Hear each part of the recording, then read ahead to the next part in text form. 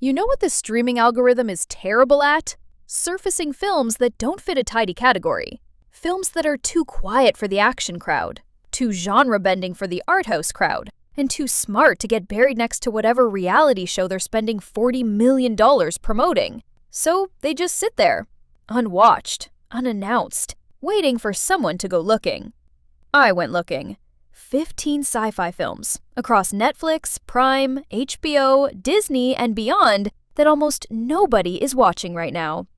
A woman who takes a drug that produces a younger version of herself from her own spine. A lake in Texas where the water hides portals to different decades. A time loop in Palm Springs that traps two strangers together. And number 1 on this list is a film that came out over 15 years ago, costs almost nothing to make, and is still one of the most quietly devastating pieces of science fiction cinema I have ever seen. 15 films. Let's go. Number 15. Boss Level. What if the ability to rewrite history was real? What if I can erase our mistakes? This gives me the power of God. Frank Grillo wakes up, gets attacked by an assassin, dies, then wakes up again. Same morning, gets attacked, dies again, then again, and again. Boss Level is a time loop action film that knows exactly what it is and commits to it with complete gleeful conviction. What separates it from the dozen other Groundhog Day riffs that arrived in its wake is the escalation. Every loop, Grillo's character gets slightly better, slightly faster, slightly more creative about surviving the increasingly bizarre parade of assassins sent to kill him each morning. The film treats this like a video game, and that is entirely intentional. Mel Gibson shows up as the villain. Naomi Watts shows up as the scientist at the center of it. Michelle Yeoh shows up and does Michelle Yeoh things. It's ridiculous. It knows it's ridiculous. It has a tremendous amount of fun being ridiculous. Pure popcorn and a great way to start the list. Number 14. Palm Springs. Niles? Don't come in here! What the? It's gonna be a beautiful wedding. Andy Samberg and Kristen Milioti are stuck in a time loop. The same wedding day. Forever. He's been there long enough that he's stopped caring. She just arrived. Hulu buried this one when it came out in 2020. It deserved far better, because underneath the rom-com packaging and the genuinely funny screenplay is something more interesting than the premise suggests. A film about two people who have both, in different ways, given up on the future, who has decided, consciously or not, that forward is too frightening. And what happens when you're forced to confront that by living the same day until you figure out a reason to leave it? J.K. Simmons plays a third person stuck in the loop, and his arc is the film's most quietly devastating thing. Sold for $17.5 million at Sundance 2020, the biggest sale in the festival's history at that point, and then disappeared. Funny, genuinely romantic, and smarter than it looks. I would highly recommend that you watch it. Tonight. Number 13. In Time. Whoa, where's the rest? Never met the quota. My units are up from last week. So is the quota. The premise is the most efficient sci-fi concept of the 2000s. In the future, time is a currency. The rich live forever because they can afford to. The poor die young because they run out. Every person has a digital counter on their arm, ticking down constantly in real time. When it hits 0, you're gone. Andrew Niccol, the man who wrote The Truman Show and Gattaca, wrote and directed this. The film never quite reaches those heights, but the core idea is so sharp, so instantly comprehensible, so obviously a metaphor for exactly what is happening in the world right now. Wealth as lifespan, poverty as expiration, that it holds even when the plot wobbles. Justin Timberlake plays Will Salas, a man from the ghetto who suddenly finds himself with more time than he's ever had and goes to war with the system that runs it. The action is slick. The metaphor is blunt. The film is better than you remember, or better than you've heard. Find it. Think about it. Number 12. Primer. Fair warning on this one, because Primer will confuse you. On purpose. Completely. Without an apology. Shane Carruth made this for $7,000. He wrote it, directed it, scored it, edited it, and starred in it. He also has a degree in mathematics, which explains why the time travel mechanics in this film are more rigorously logical than in any other time travel film ever made. Two engineers in a garage accidentally built a time machine. They start using it carefully and cleverly for personal gain, and then the loops start overlapping, and versions of themselves start interfering with other versions. And the film refuses to stop and explain any of it. There are diagrams online. Dedicated primer scholars have spent years charting exactly what happens and in what order. They do not fully agree. It is a $7,000 film that has generated more intellectual discussion than most films with $200 million budgets. One watch won't be enough. That's a guarantee, not a warning. Number 11. WarGames. A teenage hacker accidentally connects to a military supercomputer and starts what he thinks is a game: global thermonuclear war. The computer is not playing a game. The military doesn't know that yet. WarGames came out in 1983. President Reagan watched it at Camp David, called his Joint Chiefs of Staff the next morning, and asked them if what he'd just seen was possible. They came back a week later and said, essentially, yes. It directly contributed to the creation of the Computer Fraud and Abuse Act of 1986, a film for teenagers made for general audiences that changed U.S. cybersecurity policy. Matthew Broderick is perfectly cast. That specific quality of being simultaneously the most dangerous and least dangerous person in any room. And the film moves with a propulsive energy that has not aged in 40 years. The question it ends on, what the computer concludes after running every possible simulation, is maybe the most elegant single line in the history of sci-fi cinema. Watch it. Then remember it was made in 1983. Number 10. Free Guy. Please, I have a goldfish. There's something inside you, Guy. I don't want something inside me. I expected you to just follow the rules, but you are so much more than that. Put these on. Okay, fine. Oh my God! And before I get to number 9, I want to flag that the next 3 films are the point where this list starts asking harder questions. Number 8 in particular, a film with one of the most inventive action sequences, probably of the last few years, that saves its most devastating moment for the very last minute. But first, Free Guy. Ryan Reynolds plays Guy. Guy is a bank teller in a city called Free City, who lives the same cheerful, pleasant life every single day. He says hello to his goldfish. He gets the same coffee. He has the same conversations. He is, it turns out, an NPC, a background character in an open-world video game. And he's starting to become self-aware. This is the premise of one of the most purely enjoyable blockbusters of the 2020s, and it earned that description completely. Jodie Comer plays the real-world developer who realizes what's happening inside the game. The chemistry between her and Reynolds gives the film something a lot of high-concept comedies don't have: a reason to actually care about the outcome. Underneath the action sequences and the jokes is a genuinely interesting question about consciousness, autonomy, and what it means to become something more than you were designed to be. It just asks that question while Ryan Reynolds does karate, which, frankly, is fine. Number 9. The Adjustment Bureau. You're that guy running for Senate, aren't you? I am that guy, yeah. Are you a registered New York voter? Do I sound like I am? Matt Damon falls in love with Emily Blunt on a bus. Then men in hats start showing up to make sure they never see each other again.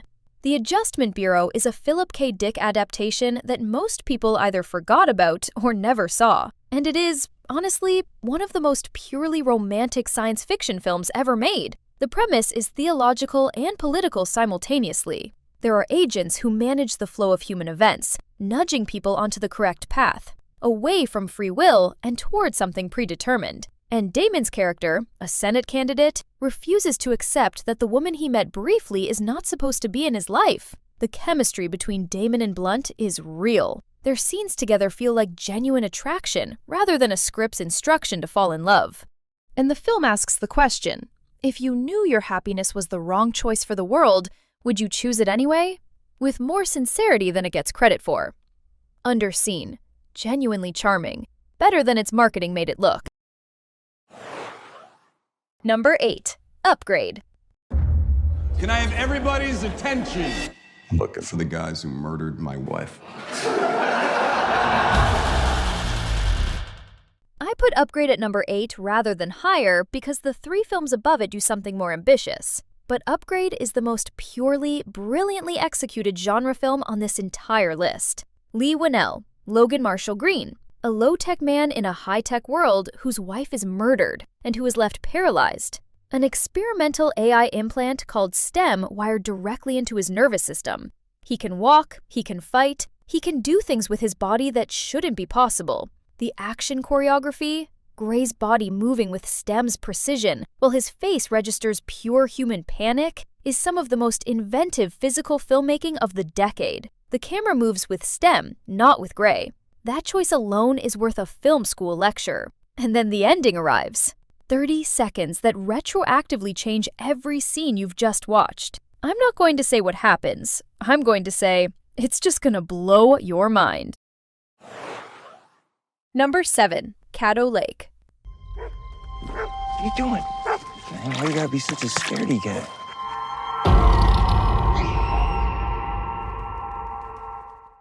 An 8-year-old girl goes missing on Caddo Lake, a real, ancient, cypress-draped lake on the border of Texas and Louisiana.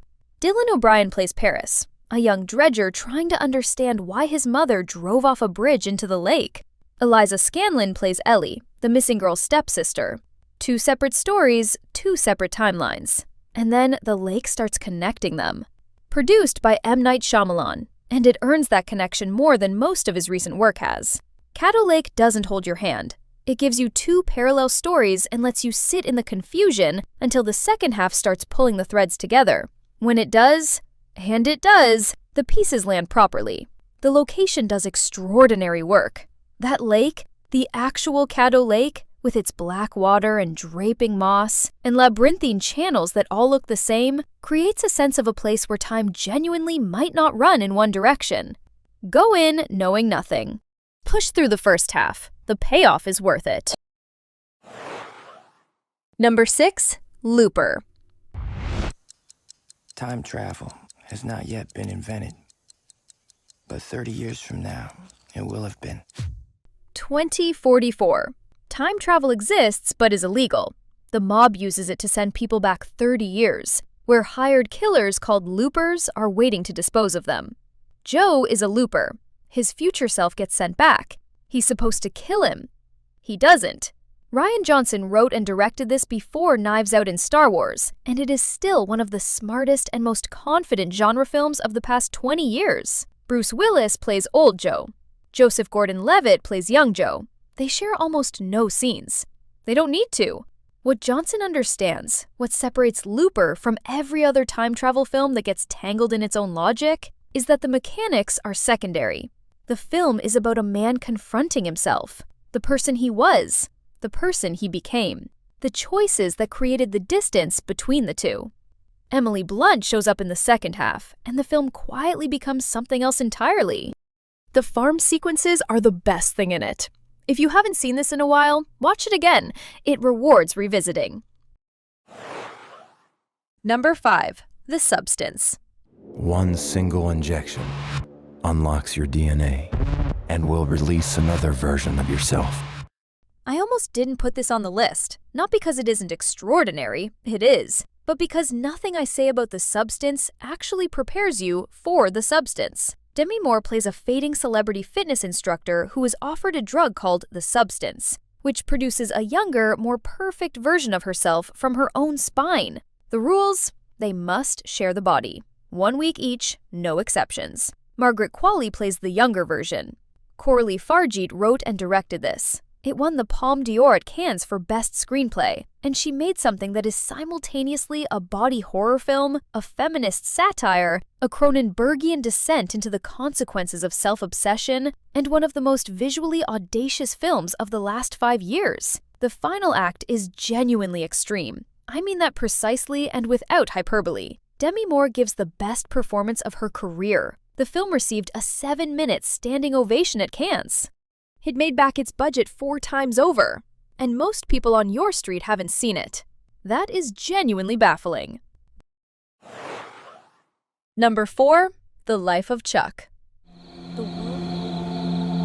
When you look up at the night sky, it can tell you stuff about your future. The world is ending. Parts of California are breaking off into the ocean. The internet has gone down. Billboards are appearing across America, thanking someone called Chuck Krantz for 39 great years. But nobody knows who Chuck Krantz is. Mike Flanagan, the man behind The Haunting of Hill House, adapted Stephen King's novella in reverse chronological order. The film starts with the apocalypse and ends with a middle school dance. And the two things are connected in a way the film earns completely. Tom Hiddleston plays Chuck, an ordinary accountant, and is only on screen for about 30 minutes. Those 30 minutes are extraordinary. This is a film that begins with everything ending and concludes that a single human life, ordinary, quiet, and unremarkable to almost everyone, contains something cosmic. Polarizing, completely. You'll either be swept away or you'll find it too sentimental to bear. I was swept away. If you go in open, it will do something to you. Number 3, K-PAX. This is one of the most underrated sci-fi films ever. A man named Prot arrives at a psychiatric institution. He says he's from a planet called K-PAX, located 1,000 light-years from Earth. He has arrived via light travel. He is calm, polite, and entirely unbothered by anyone's skepticism. Jeff Bridges plays the psychiatrist assigned to evaluate him. Kevin Spacey plays Prot. And here's the thing that makes K-PAX one of the most quietly disorienting films of the 2000s. It never tells you which one is true. Prot knows things he shouldn't know. Things about astronomy that stump the experts. Things about the psychiatric patients around him that he had no way of learning. But he also arrived without a spaceship, without evidence, without anything except certainty. The film holds both possibilities simultaneously. Is he a visitor from another world, or a deeply traumatized man who built another world inside himself because this one became unbearable, and refuses to resolve them? The ending will stay with you, not because it answers the question, because of what the question reveals about the person asking it. Number 2, Prometheus.